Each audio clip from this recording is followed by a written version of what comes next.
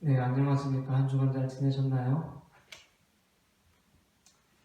오늘은 우리 하나님의 나그네 된 백성 6장을 같이 보도록 하겠습니다. 제가 6장의 제목은 목회자는 만능 제주꾼이 아니라 진리를 설교하는 사람이다 라고 이렇게 잡았어요. 정확히 저 문장이 이 6장에 나오는 것은 아니지만 6장에서 나오는 내용들을 제가 이렇게 저렇게 취합해가지고 이 제목을 따왔는데요. 목회자는 만능 제주꾼이 아니라 진리를 설교하는 사람이다.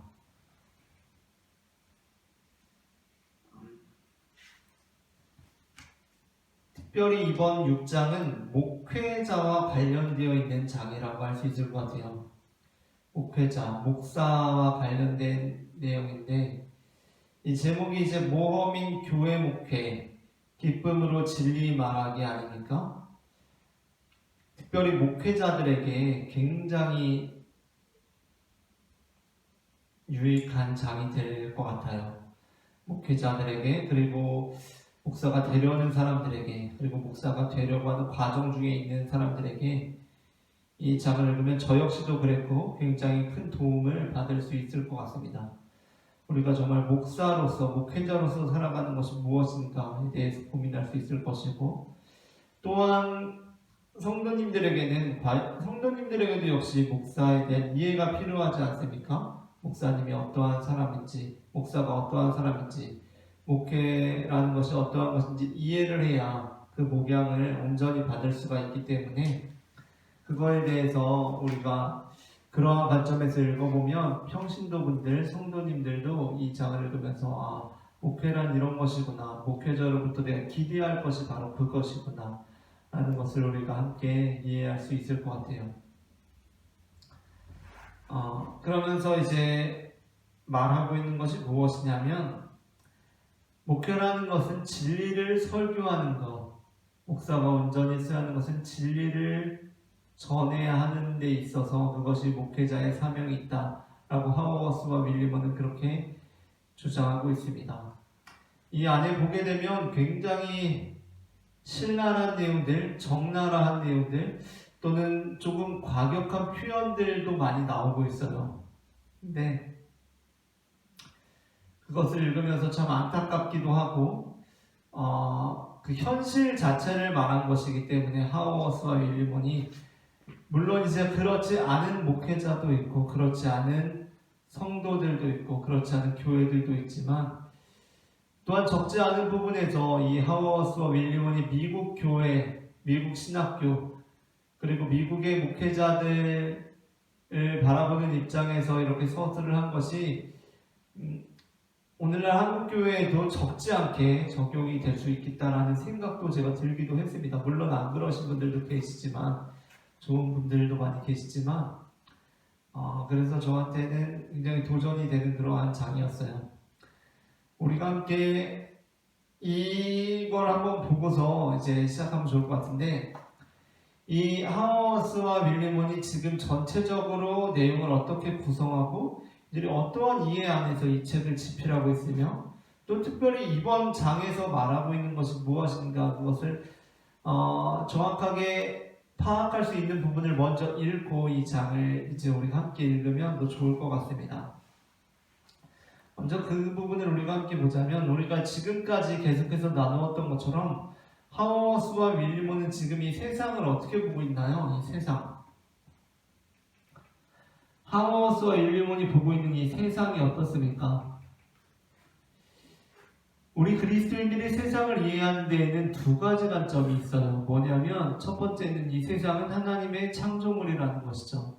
그리고 하나님의 피조물이고 하나님께서 주관하시는 곳입니다. 그래서 어떻습니까? 이 세상에 어느 것 하나 하나님의 뜻대로 이루어지지 않는 것은 없어요. 그렇게 그리스도인들은 믿음을 가지고 있어요. 이 세상은 하나님께서 통치하시는 곳이고 하나님의 주권을 가지고 이루어 가시는 곳이기 때문에 어느 것 하나 하나님의 뜻이 없이는 이루어질 수가 없습니다. 그런데 또 그리스도인들이 또 다르게 세상을 바라볼 때가 있어요. 어떻게 세상을 바라보냐면 교회와 구별해서 세상을 바라볼 때가 있습니다. 교회와 구별해서 세상을 바라볼 때 세상은 어떠한 곳입니까? 그리스도인들에게 있어서 세상은 어둠이죠. 악이 관영하는 곳입니다. 세상을 말할 때, 그쵸? 그리스도인들은 그 두 가지 이해를 동시에 가지고 있어요. 이 세상은 하나님의 주권을 가지고 이루어가는 곳임과 동시에 또 어떤 때에는 어떻게 생각하냐면 세상은 악이 관영한 곳, 어둠, 세상은 하나님의 뜻을 거스르는 곳이라는 이해를 동시에 가지고 있다는 거예요. 하워스와 윌리엄은 이 책을 기술하면서 택하고 있는 관점은 어느 것이죠? 후자입니다. 이 세상은 악이 관영한 곳이에요. 하워스와 윌리엄의 입장에서 보자면 하나님과 상관없는 문화와 전통과 생각들이 주관하는 곳입니다. 이 세상은. 그러한 입장에서 하워스와 윌리엄이 이 책을 기술하고 있어요. 그렇기 때문에 하워스와 윌리엄은 어떻게 주장하고 있는 것입니까? 하나님의 식민지를 교회가 건설하고 이루어가야 한다라고 말하고 있는 것이죠. 왜요? 세상은 악이 관영한 곳이기 때문에 하나님의 뜻이 이 교회 안에서 이루어짐을 통해서 그것을 세상에 보고 변화될 수 있도록 그렇게 하는 것이 바로 하워스와 윌리엄의 주장입니다. 그러니까 하워스와 윌리엄의 주장은 엄밀히 말해서 세상 가운데 나아가서 하나님의 뜻을 실현하는 것조차도 아니죠. 그것이 아니라 세상은 이미 악이 관영한 곳이에요. 그것으로부터 울타리를 치고 하나님의 식민지를 건설하는 것, 그것을 통하여서 세상이 이것을 바라볼 수 있게끔 하는 것, 그것이 바로 하워스와 윌리엄이 주장하는 식민지고 하워스와 윌리엄이 이 책을 기술하면서 가지고 있는 세계관입니다. 자, 그런 관점에서 볼 때 하워스와 윌리엄이 사용하고 있는 이 식민지라는 개념이라든가 이 책에서 주장하고 있는 내용들이 우리에게 잘 받아들여질 수가 있을 것 같아요. 자, 그 내용을 가장 잘 담고 있는 것, 그러면서도 6장에서 말하고자 하는 것이 무엇인지를 가장 명확하게 드러내고 있는 것이 바로 198페이지에 나왔다고 할 수 있겠는데요. 먼저 198페이지를 함께 보고서 시작하도록 하겠습니다. 자, 198페이지에 이제 첫 번째 바로 시작하면서부터 문단이 시작되고 그 다음에 이제 문단이 시작되는 거 있어요. 만일 이 세상과 복음에 대한 것이 있는데요. 이게 이제 하워스와 윌리엄이 이 책에서 가지고 있는, 이 책에서 전체적으로 이 세상과 교회의 관계에 대해서 가지고 있는 입장하고 또 이 장에서, 이번 장에서 말하고자 하는 것을 가장 분명하게 드러내고 있다고 그렇게 생각이 됩니다. 자, 198페이지 그 부분을 읽어볼게요. 만일 이 세상과 복음에 대한 우리의 판단이 옳다면 그에 따라 성공적인 목회에 대한 우리의 관점도 바꾸어야 한다. 만일 기독교 세계가 여전히 살아있으며 생기 넘치게 움직이고 있다면 목회자의 1차적인 과제는 고통과 어려움에 빠져있는 사람들을 도와주고 그들을 격려해 내적인 재능과 능력을 발휘하도록 만드는 일이 될 것이다. 하워스와 윌리엄이 이제 여기 시작되죠. 이 세상과 복음에 대한 우리의 판단. 이 세상과 복음에 대한 우리의 판단이 무엇입니까? 하워스와 윌리엄이 주장하는 것은 복음은 세상의 시녀가 아니라는 것입니다. 이 복음과 세상은 지금 구별되어 있어요. 그렇죠? 세상은 뭐예요? 하나님과 상관없는 곳이에요. 하나님의 뜻이 이루어지지 않는 곳입니다. 그러나 복음, 이 교회는 하나님의 뜻이 이루어져야 하고 그렇게 식민지가 건설되어야 하는 곳이에요. 그렇게 하워스와 윌리엄은 그 시각을 가지고 이 세상과 복음을, 교회와 사회를 보고 있어요. 만약에 그것이 옳다고 한다면, 이 세상에 이미 악이 관영하고 있는 곳이라는 이 판단이 옳다고 한다면 그에 따라서 성공적인 목회에 대한 우리의 관점도 바뀌어야 한다. 이제 이번 장에서 하워스와 윌리엄이 주장하고 있는 것은 바로 목회라는 것이고 목사의 일이라는 것이고 그것이 어떻게 성공적인 목회라고 판단받을 수 있느냐는 것인데, 그렇다고 한다면 이 성공적인 목회에 대한 이해를 우리가 달리 가져야 된다는 거예요. 자, 기독교 세계가 여전히 살아있으면 생기 넘치게 움직이고 있다면 무슨 말입니까? 이 세상이 다 하나님의 뜻대로 이루어지고 있다면, 이 세상이 하나님의 뜻대로 이루어지지 않는 일이 하나도 없다고 한다면, 그렇다고 한다면 목회자의 일은 어떠한 것이 될까요? 1차적인 과제는 고통과 어려움에 빠져있는 사람들을 도와주고 그들을 격려해서 내적인 재능과 능력을 발휘하도록 만드는 일이 될 것이다. 자, 이 세상에 하나님의 뜻이 완전히 이루어지고 있어요. 이 세상에 나아가서 사람들이 살아가는 것이잖아. 일상생활을 한다는 것이라는 것이 다 하나님의 뜻과 관련되어 있는 일이라고 생각을 해보세요. 그렇다고 한다면 목사의 일은 무엇입니까? 교회에 나온 사람들, 자신에게 맡겨진 양떼들이 혹시 고통 중에 있으면 그들을 잘 위로해주고 혹시 무기력에 빠져있으면 그들에게 힘을 더해주어서 그들이 일상생활을 잘 회복할 수 있도록 도와주는 거예요. 목회자의 일. 그렇죠? 만약에 이 세상이 다 하나님의 뜻대로 굴러가고 있다면 목회자의 사명은 그것이라는 것입니다. 이 사람들이 일상생활을 더 잘할 수 있게끔 도와주는 거예요. 그것이 목회자의 일이라는 겁니다. 그런데 하워스와 윌리엄은 어떻게 보고 있죠? 그렇게 보지 않고 있죠. 그러한 콘스탄티누스주의적인 교회와 세상이 밀접하게 연관되어서 교회가 세상과 결탁해서 세상의 정치 권력과 결탁해 있는 것과 다르게 보고 있습니다. 그것이 오히려 잘못된 것이라고 보고 있어요. 그래서 이제 이어지는 구절입니다. 198페이지의 맨 아래에서 둘째 줄부터. 그러나 만일 우리가 적대적인 환경 속에서 나그네된 거류민의 식민지로 살고 있다면, 그러니까 하워스와 윌리몬이 말하는 이 세상과 복음의 관계, 즉 복음이라는 것 하나님의 식민지 안에서 교회가 이루어지고 있고 세상은 악이 관영하고 있고 하나님과 상관없는 식으로 계속해서 굴러가고 있다라고 하는 이 관점에서 본다면 목회자가 정말 성공적인 목회를 한다는 것은 그들로 하여금 다시 일상생활을 잘할 수 있게끔 해주는 것이 아니라 무엇입니까? 199페이지의 둘째 줄. 목회자의 사명은 하나님의 공의가 다스리는 식민지를 세우는 데 필요한 자원들을 우리에게 공급해주는 일이 된다. 자, 여기에서 이제 나뉘어지는데 만약에 이 세상이 하나님의 뜻대로 잘 굴러가고 있다는 관점에서 보자면 성공적인 목회라는 것은 뭐예요? 이 사람들이 세상 속에 나아가서 똑같이 일상생활을 잘 영위하게끔 도와주는 것이 바로 목회자의 사명이고 목회자가 해야 할 일이라는 겁니다. 그런데 그게 아니라 하워스와 윌리엄처럼 이 세상은 이미 악이 관영하고 있고 하나님과 상관없이 굴러가고 있다면 목회자의 사명은 무엇입니까?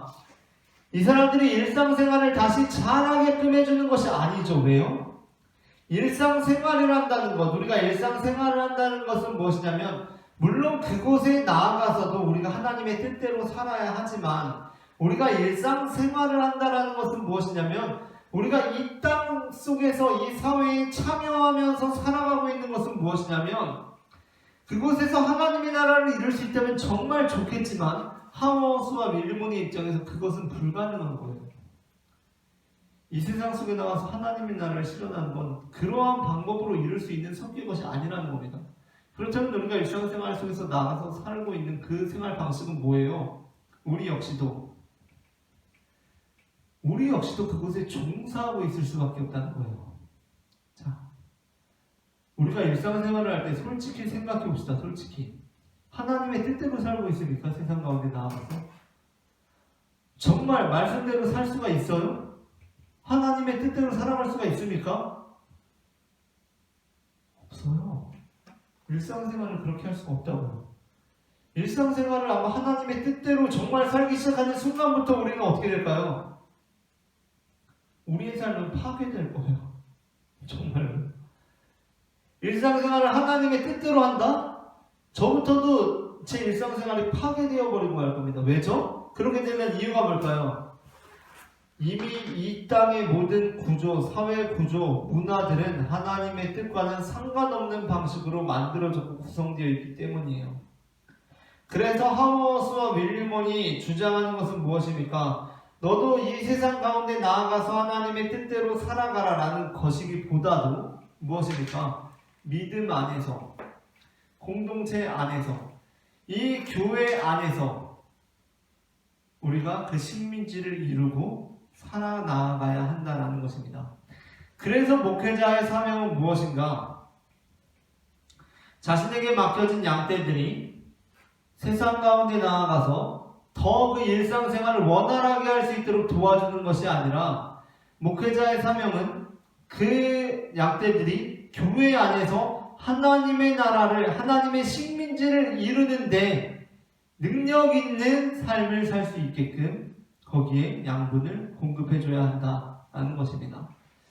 자, 그러면서 이제 이 장에서 하워스와 일리문이 주장하고 있는 것이 무엇이냐면, 목회자가 그렇기 때문에 자신의 기준을 분명히 세우고 자신이 어떠한 일을 하는 사람인지를 분명히 알아야 한다는 거예요. 목회자 스스로가 자신의 역할을 분명히 알아야만 성도들 역시도 그 목회자의 사명을 분명히 알게 되고 그 안에서 온전히 그 식민지를 이루어갈 수 있다는 것입니다. 자, 여기에서 이제 199페이지에 셋째 줄에 보게 되면 목회자들이 가장 잘 빠지게 되는 잘못에 대해서 지적을 하고 있는데 이거예요. 목회자들이 적합한 기준을 따라 자신의 업무를 올바로 판단할 때 이 세상에서는 커다란 차이가 나타난다. 적합한 기준이 없을 때 목회자들은 중요한 일들을 놓칠지도 모른다는 두려움에서 어떻게 합니까? 모든 일을 다 하려 들 것이고 모든 사람의 마음에 들고자 했으며 마침내 그처럼 터무니없이 계속되는 과제를 감당하기에는 자신이 적합지 않다는 사실을 깨닫고는 절망감에 빠져들게 될 것이다. 자, 목회자가 자신의 사명을 분명히 알지 못하고 있을 때 목회자는 어떠한 함정에 빠지게 되는가? 모든 일을 다 하려고 합니다. 심지어 모든 일을 다 잘하려고 해요. 모든 사람의 마음에 들려고 애쓰게 되게 돼요. 그러면서 점점 더 깊은 수렁으로 빠지게 된다라고 하워스와 일리문은 주장합니다. 그러니까 목회자는 자신의 사명을 분명히 알고 있어야 돼요. 자신의 사명은 무엇인가? 곧 하나님의 백성을 하나님의 길로, 하나님께로 인도하는 길인데 그것이 무엇입니까? 진리를 설교하는 사람이 되어야 된다는 거예요. 목회자는 진리를 설교하는 사람이 되어야 한다. 그 사명을 자신의 마음에 분명히 가지고 있어야 되고 성도들 역시도 우리 목회자는 진리를 설교하는 사람이다라는 생각을 가지고 있어야 한다는 것입니다. 그렇게 되지 못할 때 어떻게 될까? 성도들이 우리 목회자는 진리를 설교하는 사람이다라는 이 분명한 생각을 갖고 있지 못할 때 성도들은 자신들의 욕망에 따라서 목회자에게 모든 것을 요구하게 됩니다. 그러면서 또 목회자 역시도 자신의 그 기준이 없기 때문에 어떻게 됩니까? 그 성도들의 기대에 부응하려고 하게 돼요. 그런데 그 성도들의 기대는 무엇입니까? 그 성도들은 우리 목회자는 진리를 설교하는 사람이야 라는 그 기준을 가지고 있지 못하기 때문에 그러한 성도들은 계속해서 자신들의 욕망과 필요를 목회자에게 요청할 수밖에 없고 목회자 역시도 자신의 그 기준이 없기 때문에 그 필요에 모든 것을 다 부합하게 하다 보면 결국에는 하워스와 밀리온의 말에 의하자면 그렇게 잘못된 길로 접어들기 시작하면 목회자는 성도들에게 잡아먹히고 말 것이다 라고 이렇게까지 표현을 합니다. 이것은 우리 모든 교회가 목회자들이 그리고 성도들이 분명히 마음에 새겨야 할 메시지라고 제가 생각이 돼요. 물론 그렇지 않은 교회, 그렇지 않은 성도, 그렇지 않은 목회자들이 분명히 있습니다. 그러나 우리가 이 기준을 상실하게 될 때, 목회의 기준을 상실하게 될 때 목회자가 그리고 성도들이 그리고 교회가 얼마나 잘못된 길로 빠져들 수 있는가, 서로가 서로를 잡아먹고 서로가 서로를 망하게 하는 길로 나아갈 수밖에 없는가, 그것을 우리가 분명히 알아야 한다는 것입니다.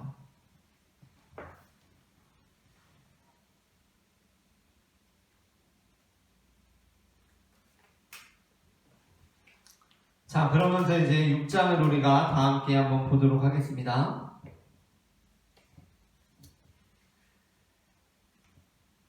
6장 모험인 교회 목회 기쁨으로 진리 말하기. 여기에서 이제 쭉 나아가면서 162페이지, 163페이지에서 하워스와 밀리몬이 말하고 있는 것은 무엇이냐면 성직자들에게 무엇보다 중요한 것은 교회의 요구에 부응할 수 있는 능력이라는 거예요. 그리고 회중을 세우는 일이라는 거예요. 그런데 이제 여기에서 이제 이 차이가 중요합니다.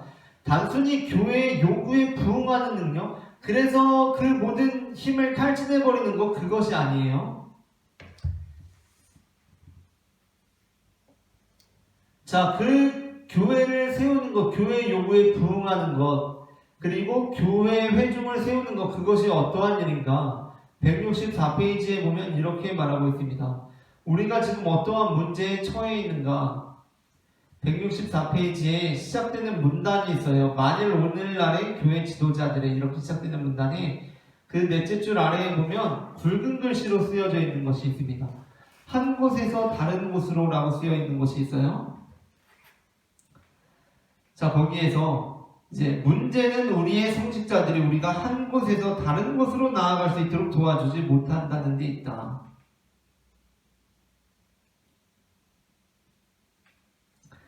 문제는 우리의 성직자들이 우리가 한 곳에서 다른 곳으로 나아갈 수 있도록 도와주지 못한다는 데 있다. 여기서 한 곳이 어디니까 한 곳.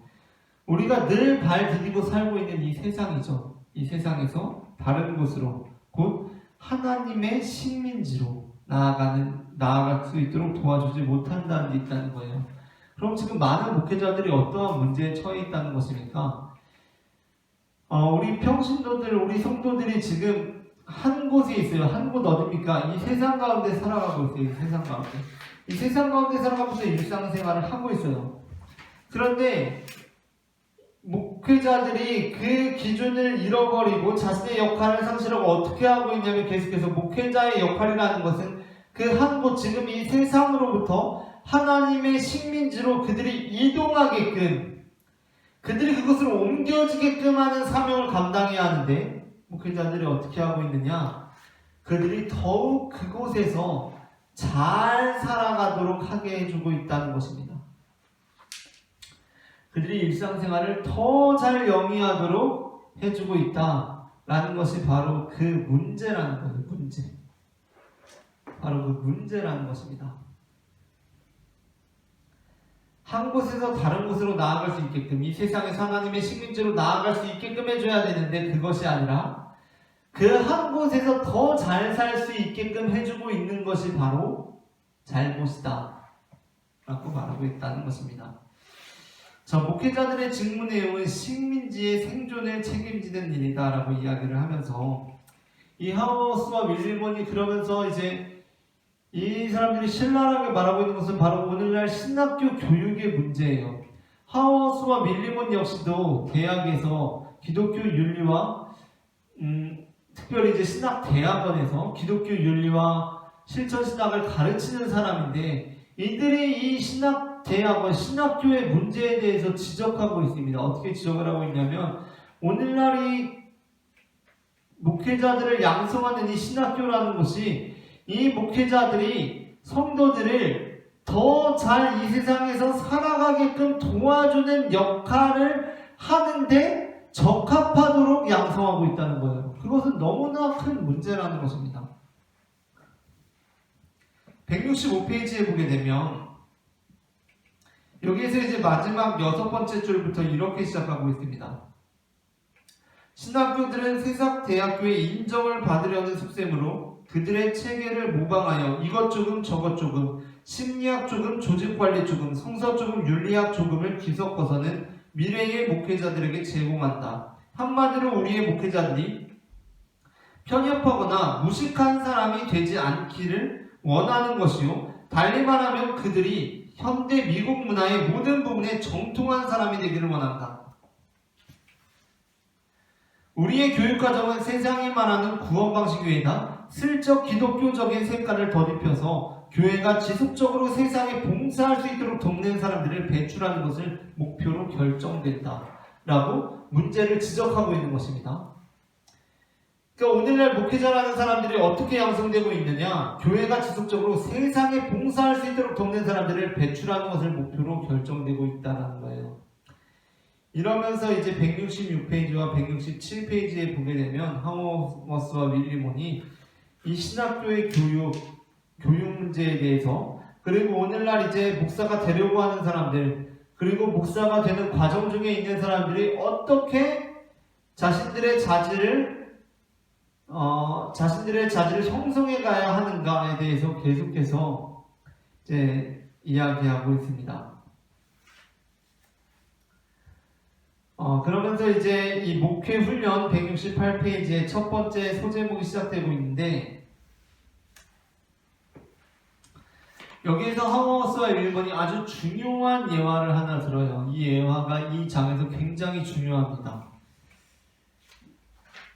이제 어떠한 신입 목회자가 어떤 교회에 부임을 하게 되고, 그 교회에서 부임을 해서 이제 사역을 하다가, 이제 이 교회가 이제 특히 이제 미국 교회는 그런 것 같은데, 일주일 동안 이 교회가 놀고 있는 거예요. 일주일 동안. 뭐냐면 이 교회 시설이 놀고 있는 거죠. 그리고 한 주에 한 번 이제 예배를 드리다 보니까 이 공간이 그냥 놀고 있지 않습니까?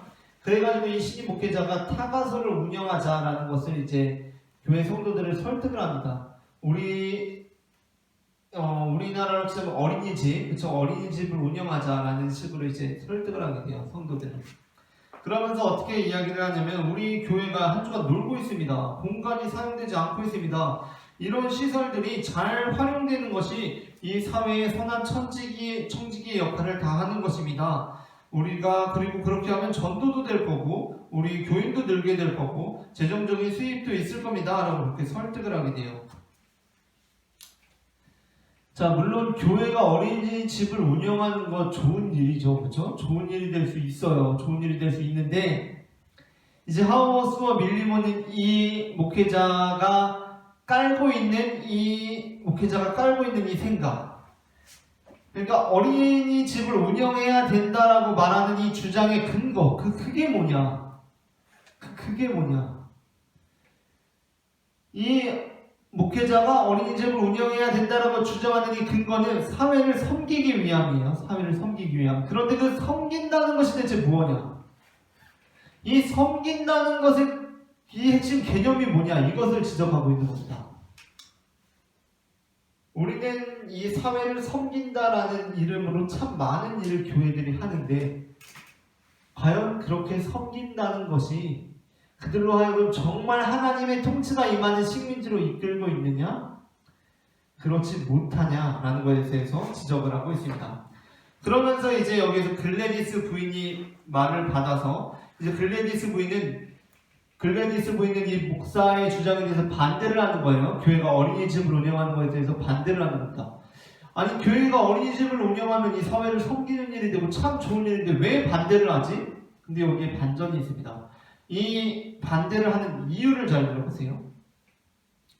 자, 글래디스 부인이 이렇게 말합니다. 만약에 목사님이 말씀하시는 것처럼 정말 아이를 돌볼 처지가 못 돼서 정말 아이를 돌보고 일도 해야 하는데 그렇게 하지 못해서 어려움에 처한 사람들이 있다고 한다면 저 역시도 타가소를 설립하는 문제에 반대하지 않을 겁니다. 저 역시도 그런 것이라면 정말 찬성할 것입니다. 그런데 170페이지의 중간에 보게 되면 이렇게 말하고 있습니다. 그런데 그렇지가 않잖아요. 우리가 지금 이야기하고 있는 것은 자동차를 2대나 소유하고 호숫가에 별장을 갖고 있으면서 캠핑카를 사기 위해 날마다 열심히 씨름해야 하는 사람들에 대한 목회입니다. 라고 말하면서 쭉 이어져서 170페이지의 마지막 셋째 줄에서 6번째 줄 맨 마지막 줄부터 읽어볼게요. 저는 교회가 이 젊은 부부들에게 만일 차를 한 대 더 구입하거나 VCR을 구입하거나 기타 잡다한 것을 구입하기만 하면 그들의 결혼생활은 더 좋아질 것이고 그들의 가정생활도 더 행복해질 거라고 말하는 것은 도저히 참을 수가 없어요. 왜 교회가 그들에게 그것은 잘못이다, 물질이 결혼이나 가정을 세우는 것이 아니다라고 담대하게 말하는 최후의 장소가 되지 못하는 것입니까? 이 타가소는 이미 뒤틀려버린 우리의 가치관들 중에서도 가장 나쁜 것을 주장하게 될 것입니다. 라고 말하고 있습니다. 자, 여기에서 저는 제가 이 목사에게 감정이 이입돼서 마치 뒤통수를 한 대 툭 맞는 느낌이 들었어요. 뭐냐면 우리가 이 사회를 돕는다고 많은 일을 합니다. 이 사회에 봉사한답시고 많은 사역들을 해요. 그런데 그것이 정말 그들이 하나님의 나라에, 하나님의 식민지에, 하나님의 통치에 임할 수 있게끔 돕는 역할을 하고 있는가? 그것이 아니라 그들을 이 세상에 살아가게 하는데, 이 세상에서 일상생활을 하면서 살아가게 하는데 돕는 역할을 하고 있는 것은 아닌가? 이 세상의 일상생활이라는 것은 무엇입니까? 악에 관연해 있는 이 세상의 삶을 살아가는데 우리가 더 힘을 보태고 있는 것은 아닌가? 라는 이야기예요. 글래디스 부인이 반대하고 있는 그 이유가 무엇입니까? 우리가 타가서 운영해서 어린이집 잘 운영해서 잘 돌봐주면 그들이 행하는 일이라는 것이 무엇입니까? 물론 지금 이 특수한 상황에 관해서요. 이들이 지금 있는 이 교회 공동체와 이 지역 사회라는 것이 정말 그 사람들이 아이들을 맡기고 정말 생존의 위협을 느끼고 있어서 그렇게 하자는 것이 아니라는 거예요. 아이들을 잘 봐줄 때 일어나는 일이라는 것이 무엇이냐면 그들은 더욱더 자기들의 욕망을 실현하는 방향으로 나아가게 될 것이라는 겁니다. 그러한 세상, 그러한 우리의 잘못된 가치관을 더욱더 조장하게 될 것이라고 글래디스 부인은 지적하고 있는 거예요. 그래서 이제 171페이지의 중간에 보게 되면 하워스와 윌리먼이 이렇게 지적하고 있죠. 시작되는 문단, 이 젊은 목회자는 참다운 목회란 이 부분에서 아래 셋째 줄에 이렇게 말하고 있습니다. 어떻게 하는 것이 사람들을 돕는 일인지 우리는 이미 잘 알고 있다고 생각하는 데서 또 사람들을 돕는다는 것을 그저 단순히 교회로 하여금 밖으로 나가서 이미 누구나 마땅한 일로 여기는 일을 하게 만드는 정도로 생각하는 데서 곤란한 문제가 생겨난다 라는 것입니다. 이렇게 하는 게 당연히 사람들을 돕는 일이지 아무런 비판 없이 그렇게 사람들을 돕기 시작할 때 그들은 그 도움을 받아서 어떻게 하게 된다는 거예요? 더 자기의 욕망을 실현하는 방향으로 나아가게 될 것이다 라는 것입니다. 내가 저 사람의 교회가 사람들의 아이를 돌보아주면 그 사람들이 좋아하겠지? 라는 생각으로 사람들의 아이를 돌보아줬는데 사람들은 어떻게 합니까? 더 자기들 욕망을 실현하려 나아간다는 거예요. 더 돈 많이 벌어서 그냥 더 자기들 욕망 실현하는 방향으로 나아간다는 겁니다. 자, 그래서 171페이지에 마지막 문단에 보면 이렇게 말하고 있어요. 목회자들이 왜 그렇게까지 도움을 베푸는 전문직에 속한 사람이라는 말을 듣기 원하는지 그 이유는 분명하다. 한마디로 자유주의자로부터 근본주의자에 이르기까지 그리스도인을 자처하는 우리는 어떻게 살아가고 있습니까? 실생활 대부분에서 실질적인 무신론자로 살아가고 있는 것이다. 우리는 사실 이 세상 속에 살아가면서 실질적인 무신론자로 살아갈 수밖에 없어요. 왜? 이미 이 세상에 만연한 실생활 대부분이 그렇게 구조가 이루어져 있기 때문입니다.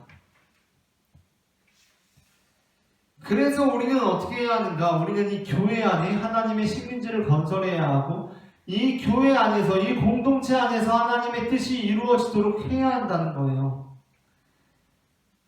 예수님께서 행하신 일이 무엇인가? 예수님께서 행하신 일은 173페이지에 보게 되면 이렇게 나오고 있어요. 173페이지의 맨 마지막 째 줄에서 한 7번째 줄에 보게 되면 예수의 윤리는 사람들을 돕거나 결과를 이루어내는 일에서 출발하지 않는다. 또 점령당한 유대 지역의 사람들이 현실에 좀 더 적응하도록 돕는 일에서 시작하지도 않는다. 예수님께서는 그 당시 사람들이 현실에 잘 적응하면서 살아가도록 메시지를 전하지 않았다는 거예요. 우리 교회의 메시지, 오늘날 교회의 메시지가 어떠한 것이 되어야 하는가? 사람들이 이 세상 속에서 잘 살아갈 수 있게끔 돕는 역할을 해야 하는가? 그것이 아니다라고 하워스와 윌리먼은 말하고 있다는 것입니다. 그러면서 하워스와 윌리먼은 이 교회가, 특별히 교회를 섬기는 목회자가 그 기준을 상실하여 버렸을 때, 자신이 어떠한 일을 하는 사람인지 모르게 되었을 때, 자신이 어떠한 역할을 감당하는 사람이 모르는 상황이 되었을 때 그 목회자는 결국 만능 재주꾼이 되는 길로 나아가게 될 것이고, 즉 모든 사람들의 마음을 충족시켜주고자 하는 모든 일을 다 잘하려고 하는 쪽으로 나아가게 될 것이고, 그는 결국 성도들을 제대로 교육하지 못할 뿐만 아니라 자기 스스로도 권태와 탈진에 이르게 되어서 다 망하게 되는 길로 나아가게 될 것이다 라고 그렇게 말하고 있습니다. 177페이지에 보게 되면 이렇게 말하고 있어요. 맨 위로부터 8번째 줄에 보게 되면 자기가 해야 할 일이 무엇인지 모르는 목회자들은 모든 일을 다 하려고 덤벼들고 모든 사람들에게 모든 것을 다 베풀어주고자 애쓴다. 자, 지금 어떠한 상황입니까? 건강한 교회의 상황이 아니에요. 그쵸? 자, 건강한 교회는 어떠한 교회냐면 그 목회자가 자신의 기준을 딱 가지고 있는 거예요. 목회자는 이러한 일을 하는 사람입니다. 오늘 제목을 따지자면 뭐예요? 목회자는 진리를 설교하는 사람이다라는 그 기준을 목회자가 분명히 가지고 있는 사람이에요.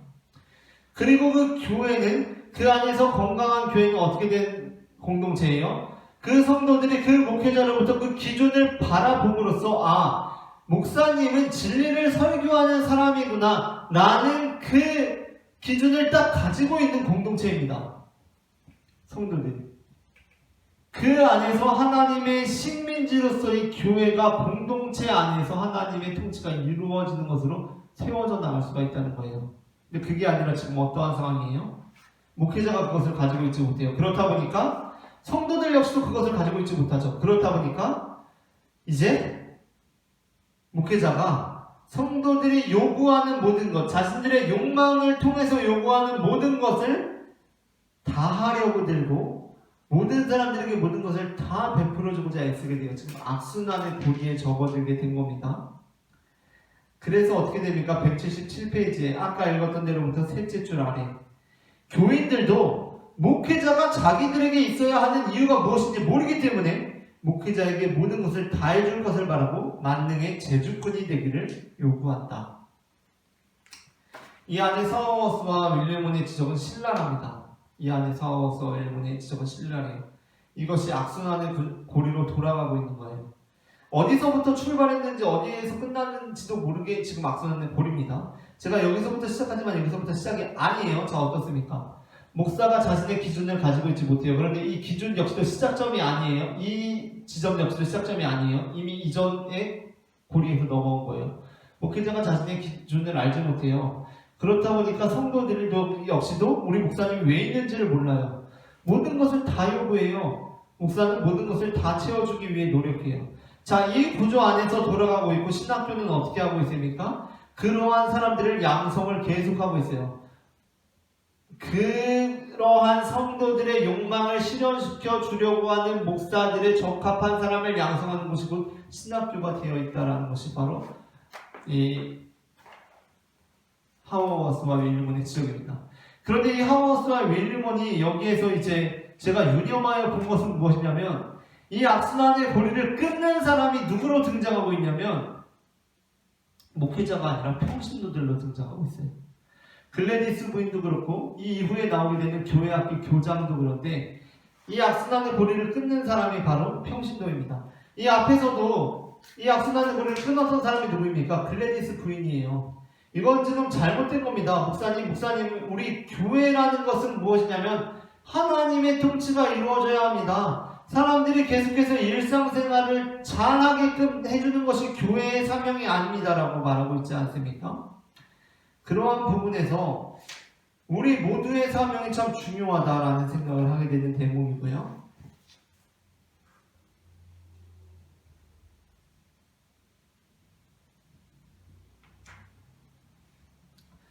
자, 물론 진리를 설교하는 사람들 역시도 외로움을 느끼지만 그것은 하나님께서 우리가 이 기쁨으로 충만케 해주는 외로움이다. 이렇게 지적해주는 부분도 179페이지에 나오고 있습니다.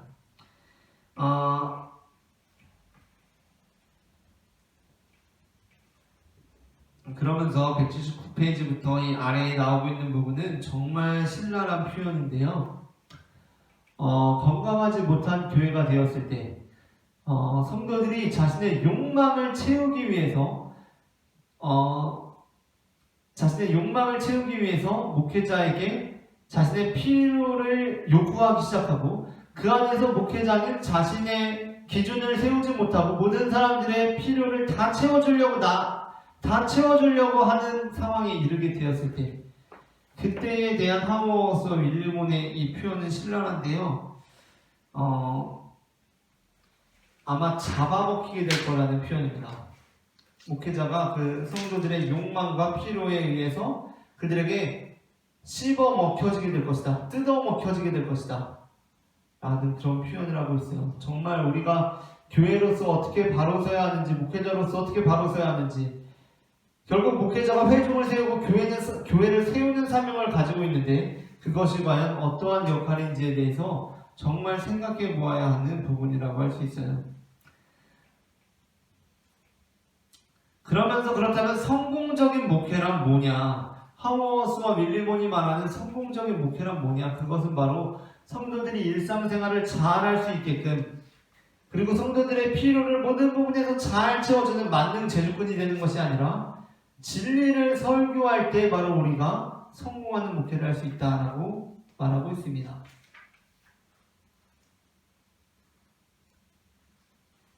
그러면서 하워스와 밀리모는 여기에서 이제 사도행전 5장에 나오는 아나니아와 삽비라에 관한 그 말씀을 가져오고 있어요.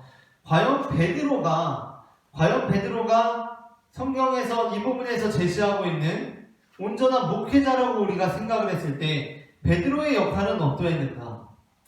자, 초대교회 당시에 모든 사람들이 자신의 전체 재산을 교회에 갖다 바치고 모든 것을 통용하는 그러한 상황입니다. 그 상황 안에서 아나니아와 삽비라가 자신의 부동산을 팔고서 그 중에 일부를 감추고 전부를 드린 것처럼 거짓말을 해요, 교회에. 그때 베드로가 한 일이 무엇이었을까?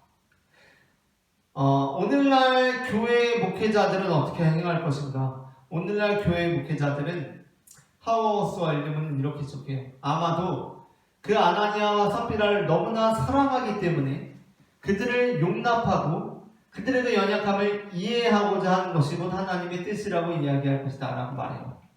그런데 하워스와 윌리몬은 정말 솔직하게 물어보자 이렇게 얘기해요. 그들이 정말 그들을 사랑하기 때문에 그들을 용납하고 그들을 이해하는 것일까? 아니죠.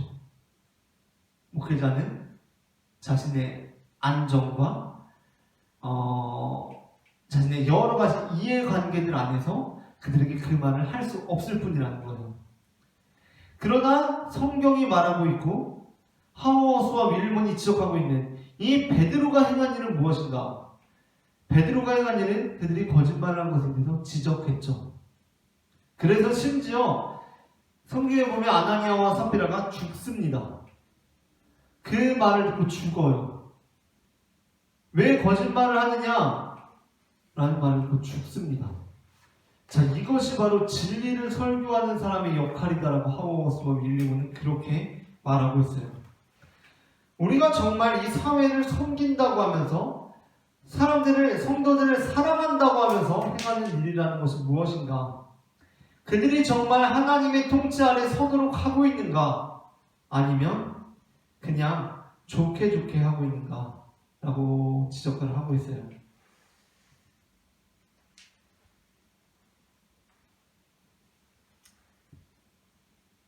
자, 그러면서 189페이지에 보게 되면 마지막 문단이 이렇게 말하고 있습니다. 우리가 목회자로서 안일하게 책임을 벗어버릴 때 우리가 돌보는 사람들의 연약함과 한계에 동정심을 베푼다는 핑계로 그렇게 할 때 우리는 사회의 친교 모임이 아니라 진정 교회다운 교회 안에서 목회를 수행할 수 있는 가장 귀한 기회를 잃어버리게 된다라고 말하고 있습니다.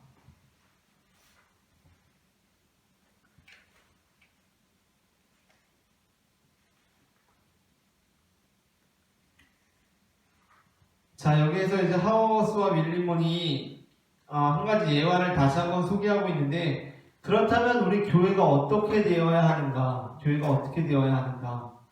교회 공동체성을 다시 한번 강조하고 있습니다. 어떤 사람이 자기 아내의 알코올 중독으로 인해서 오랜 시간 고생을 했어요. 알코올 중독자 아내로 인해서 오랜 시간 고생을 하고, 그리고 이제 자녀 교육의 문제에 있어서도 여러 가지 어려움을 겪고 있는 나중에 목회자가 이제 그 남편을 찾아가서 알코올 중독 아내로 인해서 고통 중에 있는 남편을 찾아가서 이제 할 만큼 했으니까 이혼해도 됩니다라고 이렇게 얘기를 해줘요. 그러고서 이제 교회 어른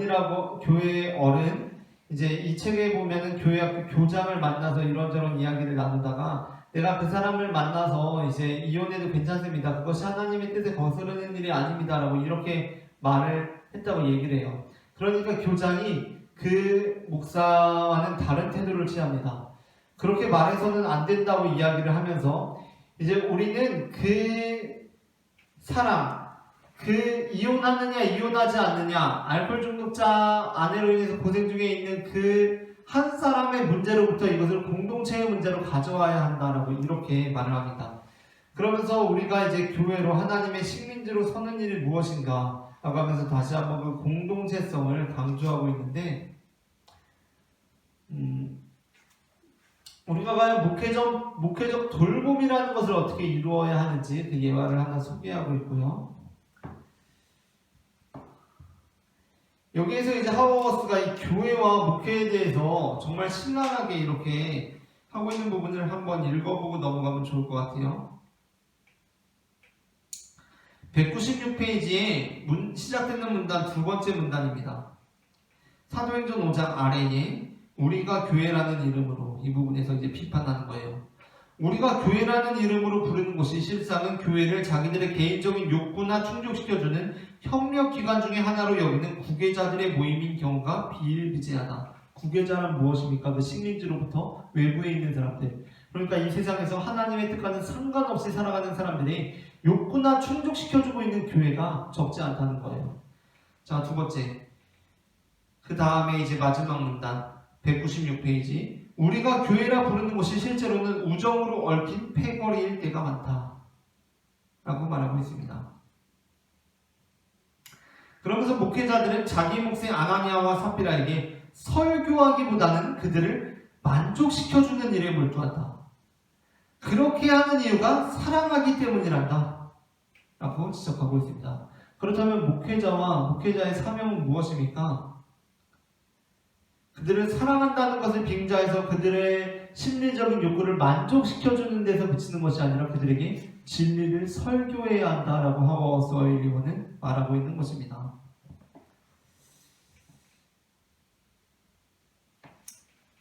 그러면서 198페이지부터 199페이지 우리가 처음에 읽었던 곳, 그것이 너무나 중요하고요. 자, 이제 마지막에 202페이지의 중간쯤에 시작되는 문단. 교회가 그 지도자들이 복음의 이야기에 책임을 다하기 위해 애쓸 때 목회는 그 이야기를 나누고 그대로 살아내기에 충분한 백성을 일으키도록 도와주는 위대한 모험이 될 수 있다. 신실한 목회자는 계속해서 우리를 하나님께로 돌아가도록 이끈다. 그렇게 함으로써 목회자는 우리 교회의 상상력을 열어주고 우리 스스로 할 수 있다고 생각했던 것보다 더 넓은 가능성의 영역으로 우리를 이끈다. 더 넓은 아니고 넓은 가능성의 영역으로 우리를 이끈다라고 이렇게 말하고 있습니다. 여기에서 이제까지 나누었던 내용들이 다시 한번 종합되고 있는데요. 교회와 그 지도자들이 어떠한 책임을 다해야 합니까? 복음의 이야기에 책임을 다해야 하죠. 그렇죠? 그 진리를 설교하는 사람들이 되어야 한다는 거예요. 목회는 그 이야기를 나누고 그대로 살아내기에 충분한 백성을 일으키도록 도와주는 위대한 모험이 될 수 있다. 신실한 목회자는 계속해서 우리를 하나님께로 돌아가도록 이끈다. 우리가 계속 한 곳에서 머물러 있을 때 우리를 다른 곳으로 하나님께로 계속해서 이끈다라는 것입니다. 그렇게 되면서 그렇게 함으로써 우리 교회의 상상력을 열어주고 우리 스스로 할 수 있다고 생각했던 것보다 더 넓은 가능성의 영역으로 우리를 이끌어준다는 것입니다. 우리 스스로가 할 수 있는 것이라고는 최선을 다해서 알코올 중독자의 아내를 계속해서 그를 부양하고 그를 데리고 이제 사는 것 아니면 이혼하는 것, 이 둘 중에 하나일 것이라고 생각했는데 더 넓은 가능성이 공동체 안에서 그들이 받아들여지고 그들이 공동체 안에서 함께 관리되고 그들이 회복이 도모되는 것, 그것이야말로 이 교회가 이루어가야 하는 일이라는 것입니다. 이것이 바로 이 교회가 우리가 함께 이루어져 가야 하는 방향이라는 거예요.